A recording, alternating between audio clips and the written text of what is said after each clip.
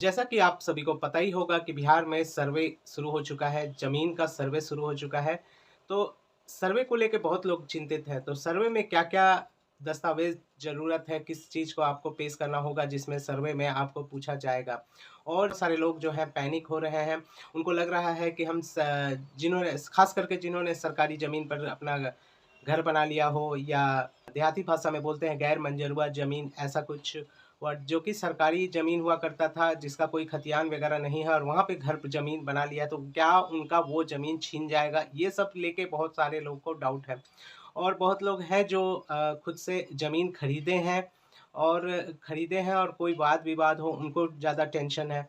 बहुत लोग ऐसे हैं जो जिन्होंने ज़मीन खरीदा हुआ है किसी और कोई प्रॉब्लम नहीं है और सालों-साल रसीद कटा रहे हैं, तो उनको भी क्या प्रॉब्लम आएगा कि नहीं? ये सारी डाउट्स जो हैं मन में सबके आ रहे हैं और लोग पैनिक भी हो रहे हैं अपने ज़मीन को और अपने ज़मीन के सर्वे को लेकर।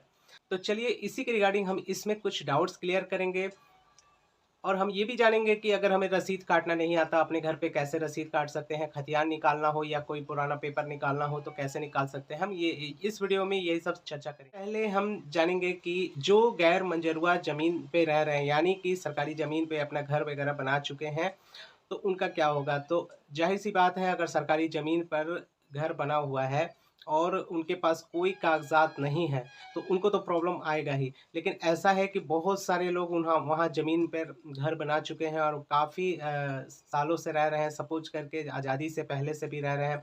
तो हो सकता है उनके लिए कुछ सरकार करे। तो इस चीज़ को पता करने के लिए आपको जैसा कि जहाँ पे आपका ज़मीन का जो रजिस्ट्री वगैरह होता है, आपको रजिस्ट्री ऑफ़िस जाके ही इस चीज़ का पता करना होगा और हो सकता है जो कागज़ात बनाना हो वहाँ से ही आपको पता चलेगा और वो कागज़ात आप रेडी करके रख लें ताकि आपके पास जब सर्वे करने आएँ तो आप कुछ दिखा पाएँ और आपको कोई दिक्कत ना हो। और रही बा अब दूसरा सवाल आता है कि क्या हमने ज़मीन खरीदा हुआ है, हम सालों-साल रसीद कटा रहे हैं तो हमें कोई प्रॉब्लम होगा? तो आपने ज़मीन खरीदा हुआ है, आपने सालों-साल रसीद कटा रहे हैं, तो इस पर कोई प्रॉब्लम नहीं होगा। आपको वही जो रसीद है, आपका केवाला है, रजिस्ट्री ऑफ़िस का जो भी पेपर है, आपको वही पेश करना होगा और भी और उसमें कुछ प्रॉब्लम नहीं आएगा। हाँ, ऐसा हो सकता है कि आपका सपोज़ करके ज़मीन का रसीद आप कटा रहे हैं मगर आपका जो चौहद्दी होता है जैसा कि मान लीजिए आपके पास 3 डिसमिल है या 5 डिसमिल ज़मीन है, जो कि केवाला पे आपका लिखा हुआ है। मगर आप जो रसीद कटा रहे हैं किसी बाय मिस्टेक वहाँ पे 3 डिसमिल ही दिखा रहा है, क्योंकि बहुत लोग का जो रसीद ऑनलाइन हुआ था, म्यूटेशन हुआ था, वहाँ पे कुछ न कुछ गलतियाँ हुआ ही है। तो अब तक आपने सुधारा नहीं है और तो आपको इसमें कोई प्रॉब्लम नहीं आएगा। आप ऑनलाइन परिमार्जन करके उसको सुधार सकते हैं। परिमार्जन कैसे करना है उसका भी वीडियो भी मैंने बना दिया है और आपको डिस्क्रिप्शन बॉक्स के लिंक में उसका वीडियो भी मिल जाएगा कि आपको परिमार्जन कैसे करना है। जिसमें आप परिमार्जन में कोई भी त्रुटि हो जैसे कि नाम हो गया चौहद्दी हो गया या खाता संख्या गलत है प्लॉट संख्या गलत है, वो सारी चीज़ें जो है सुधार आपका हो जाएगा। तो वो आप ऑनलाइन ही कर सकते हैं बशर्ते आपके पास वो केवाला जो है उसका ओरिजिनल रसीद जो है पहले का वो होना चाहिए। तीसरा सवाल आता है, हमारा जो ज़मीन है पूर्वजों के नाम पे है। पूर्वजों के नाम पे यानी कि बाप-दादा के नाम पे है और वो अब गुज़र चुके हैं, अब तक हमारे नाम पर नहीं हुआ है। तो इस केस में क्या होगा? तो जैसा कि आप सपोज़ करके आपके पास कागज़ात हैं, पूर्वजों के नाम पे आपका ज़मीन है और आप घर बना चुके हैं, वहाँ पे रह रहे हैं या खेती कर रहे हैं। तो आपका जो पूर्वजों का ज़मीन है, अब आपके पास जो भी सपोज़ करके आपके घर में आपके दादा के नाम पे ज़मीन था, अब वो गुज़र चुके हैं। इसके बाद अभी जो आपके फ़ादर जो हुए 2 या 3 भाई हैं, तो उन तीनों पे वो बँटवारा होगा। लेकिन अब तक बँटवारा नहीं हुआ, जो भी रसीद कट रहा है, वो बाप-दादा के नाम पे ही कट रहा है। तो अब जो है जो जिनके नाम से होगा, आपको आपके बाप-दादा के नाम से आपके पापा के नाम से वो होगा। यानी कि दादा के नाम से था, अब जो है उनके बेटे अभी ज़िंदा हैं तो मतलब कि घर में अभी सबसे जो बुज़ुर्ग हैं, उनके नाम पे वो ज़मीन होगा, ना कि नाती-पोतों के नाम पे। अगर आप चाहेंगे कि हाँ बाप ज़िंदा है, दादा का ज़मीन है और बेटा के नाम पे हो जाए तो ऐसा नहीं हो सकता। तो अभी उनके फ़ादर के नाम पे ही होगा और वो जो होगा आपको कागज़ात लेके अपने वही ऑफ़िस रजिस्ट्री ऑफ़िस में जाना है और वहाँ पे ही आपको वो सब शेड्यूल करके लिखाएगा, रजिस्ट्री होगा कि इनका नाम पे कितना-कितना ज़मीन, और 3 भाई हैं तो तीनों भाई पे कितना-कितना बँटवारा करके ज़मीन लिखाएगा, और उसका रसीद अलग से कटेगा, म्यूटेशन भी अलग से होगा। तो ये सब चीज़ कराने के लिए आप ऑनलाइन फ़िलहाल नहीं करा सकते, तो आपको शेड्यूल रजिस्ट्री कराने के लिए भी आपको वहाँ पे जाना पड़ेगा, ऑफ़िस में ही जाना पड़ेगा। और जिनका जो हकदार होंगे, मतलब जिनके नाम पे रसीद होना चाहिए, यानी कि ज़मीन होना चाहिए। मान लीजिए बाप दादा के नाम पे था, अब बाप के नाम पे हो रहा है, तो उस बाप उनके पापा मतलब कितने भाई हैं उन लोग तीनों को वहाँ मौजूद रहना पड़ेगा। और गवाह में अगर उनकी बहन है या और बेटा-बेटी हैं तो उनको भी रहना पड़ेगा। तो आपको एक बार जाके वहीं पता करना पड़ेगा, ऑफ़िस में ही, रजिस्ट्री ऑफ़िस में आपके जो भी नियरेस्ट होगा, जहाँ पे आपका खाता वगैरह रजिस्ट्री होता होगा, वहीं पे आपको इसके बारे में पता चलेगा और वहाँ पे जाके आपको ये काम कराना पड़ेगा। अब और बात आता है कि सपोज़ करके दादा या बाप के नाम पे ज़मीन था, बाप भी नहीं ज़िंदा है, और हम खुद ही 2-4 भाई हैं, चारों भाई आपस में बाँट के ज़मीन को 4 भाग में बाँट के अकेले-अकेले घर बना के रह रहे हैं, मगर रसीद एक ही में कट रहा है, तो उन इस केस में भी वही चीज़ है, आपको शेड्यूल बँटवारा करवाना पड़ेगा, रजिस्ट्री ऑफ़िस से आपको कागज़ बनाना पड़ेगा। इसके बाद रही बात आपको घर में ही रसीद कैसे काटना है, रसीद काटने का भी आपको ऑनलाइन सब कुछ दिया हुआ है। ये जो ऐप है सॉरी, ये जो वेबसाइट है बिहार भू लगान वाला, इस पे सारी चीज़ें दी हुई हैं, आपको भू लगान कैसे काटना है, आप ऑनलाइन घर बैठे भू लगान काट सकते हैं। रजिस्ट्री आपका खतियान कैसे देखना है, आप यहाँ से खतियान भी देख सकते हैं।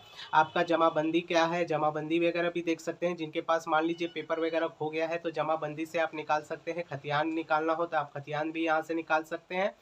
और तो और अगर केवाला है, किसी बहुत सारे लोगों का केवाला अपलोड नहीं हुआ, मगर बहुत सारी जगहों का जो है केवाला जो है अपलोड ऑनलाइन हो चुका है, तो आप वो केवाला भी डाउनलोड कर सकते हैं इस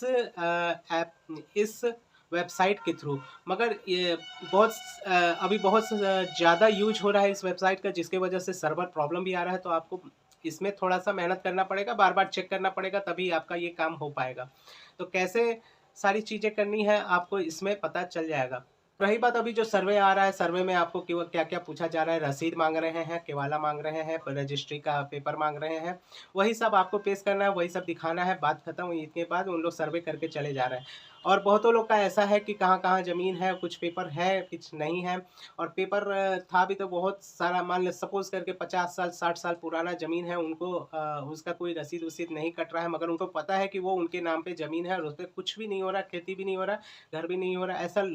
ऐसे बहुत सारे लोग मिल जाएँगे, जिनके बाप-दादा के नाम पे था ज़मीन और उसका कोई कागज़ात नहीं है, तो उसका कहाँ पे जाके पता करेंगे? तो वो भी आपको रजिस्ट्री ऑफ़िस में आप जैसे ही जाएँगे, तो वो सपोज़ करके आप रोहतास डिस्ट्रिक्ट के हैं, तो रोहतास डिस्ट्रिक्ट का जो भी पुराना खतियान वगैरह पेपर वगैरह मिलेगा, वो मिलेगा आरा में। आरा में ही वो सड़ रहा है। बहुत लोगों का वहाँ ऑफ़िस में भी देखा जाए तो चूहा काट लिया है, या जो पेपर जो है गल चुका है, तो आप वहाँ जाके पता कर सकते हैं। इस केस में आपको रजिस्ट्री ऑफ़िस जैसे ही जाएँगे वहीं से पता चलेगा। और काफ़ी सारे जो है आप जाएँगे तो घूस वगैरह का भी डिमांड कर सकते हैं, तो जिसके लिए आप कंप्लेन करना हो तो कंप्लेन करने के लिए भी गूगल पे आप सर्च कर सकते हैं कहाँ कंप्लेन करना है। या बहुत लिमिटेड पैसा माँग रहे हैं, तो आपको पैसा तो खर्च करना ही पड़ेगा अपना कागज़ निकालने के लिए। तो जैसा कि आप खुद ही समझदार हैं, आपको क्या करना होगा, क्या अगर आपको ज़मीन का कागज़ वगैरह वैसा पुराना ज़मीन है और बहुत सारा ज़मीन है, तो आपको उसका कागज़ात निकालना है, तो कुछ तो खर्च होंगे ही, मगर लिमिटेड खर्च में ही आप देखिएगा, क्योंकि इसमें बहुत लूट भी मचा हुआ है। आप जाइएगा 20,000 50,000 डिमांड कर दे रहे हैं, जो कर्मचारी के पियोन हो गए या क्लर्क हो गए, कुछ भी डिमांड, कोई भी, इसमें बहुत सारे एजेंट घुस चुके हैं कमाने के लिए। तो इन सब से भी आप बच के रहें, पैसा की बहुत लूट हो रही है और काम भी नहीं हो पा रहा है। तो आप बहुत चतुराई से आपको काम करना पड़ेगा, आपको सटीकता से वो सही जगह जाना पड़ेगा, और ऑनलाइन के माध्यम से आप भू लगान में भी सारी चीज़ चेक करें। आपको हो सकता है वहाँ से भी कुछ ना कुछ डिटेल मिल जाए, जिनके पास कोई डिटेल नहीं है वहाँ से भी मिल जाए। और कंप्लीटली जिसका 60 साल 70 साल हो गया है, तो लास्टली आपको वहीं जाना पड़ेगा जहाँ पे आपको पेपर पुराना पेपर, ज़मीन का कागज़ात पहले का रखा हुआ है, वहाँ से अगर मिल गया तब आपका ज़मीन जो है पुराना, जो भी आपके पास रसीद-वसीद नहीं कट रहा है वो बच पाएगा, अदरवाइज़ वो तो सरकार के हाथ में ही जाएगा। तो आई होप आपको कुछ डाउट्स था जो सर्वे को लेके था, मैं इस वीडियो में क्लियर कर पाया। और आपको और भी कुछ कमेंट हो तो आप डाउट्स हो तो आप कमेंट में लिख दें। आपको जहाँ तक हो सके मुझे पता होगा या पता करके मैं आपको कमेंट में रिप्लाई ज़रूर दूँगा।